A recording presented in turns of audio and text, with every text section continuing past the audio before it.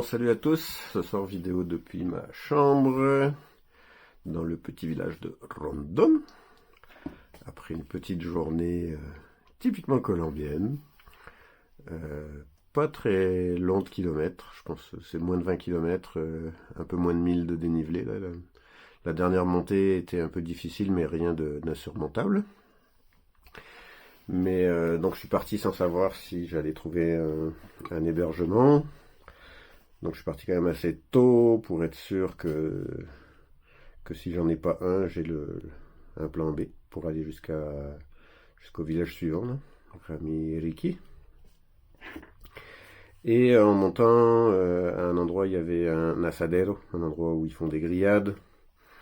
Et j'ai décidé de m'arrêter, puis de demander au gars s'il savait si à Rondon il y avait un hospedaje. Et comme de fait, sa sœur avait un hospedaje, donc il m'a mis en contact avec sa sœur. J'ai réglé le fait qu'en arrivant à Rondon, j'aurais de quoi dormir tranquille. Donc là, je me retrouve avec un appartement complet avec chambre, cuisine, salle de bain et tout pour 7 dollars. Et ce soir, je suis descendu, j'ai pris une bière, j'ai rencontré plein de monde, ils veulent qu'on aille faire un tour de main ensemble.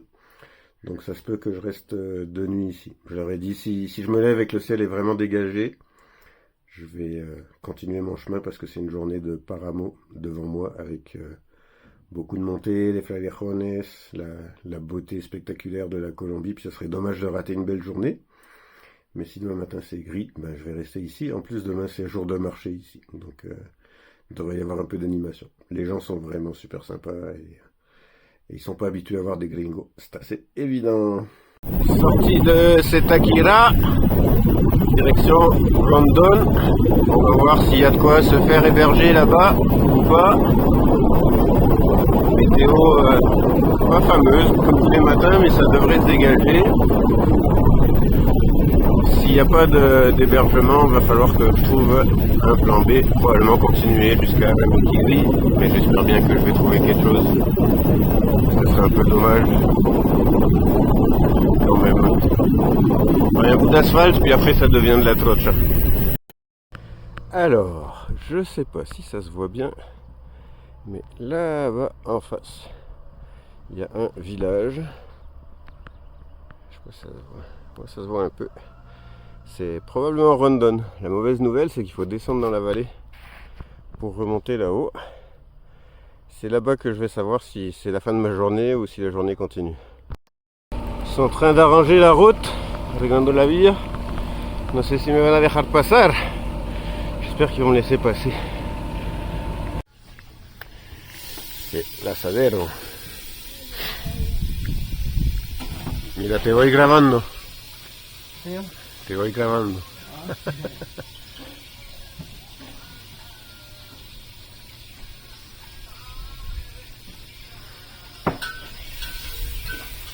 Una tortuga. Tortuga de la pierna de la res.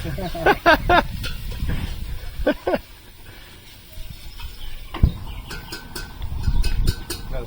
Rico. Esa es tortuga de pierna. Ajá. Lomo de cruz. Tapa de centro pierna. Ajá. Y punta de anca de pierna. Ajá. Y ahorita voy Rico, rico. Acabo de meter unos trozos de cerdo. Il court avec moi depuis tout à l'heure. Ça fait 200 mètres.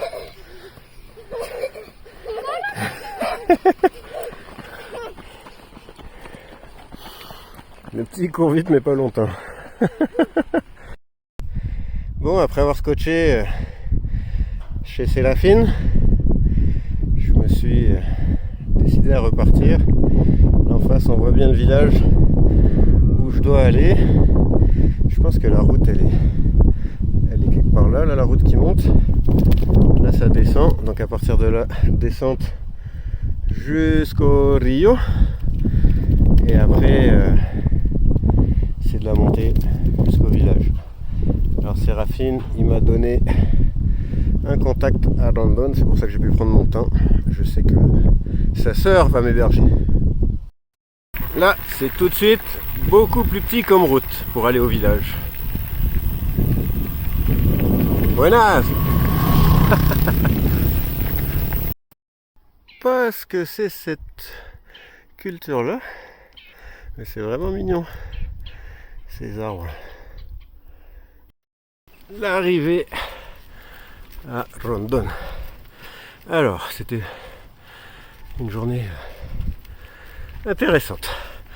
Je vais vous remettre ça, puis je vais la remettre au début.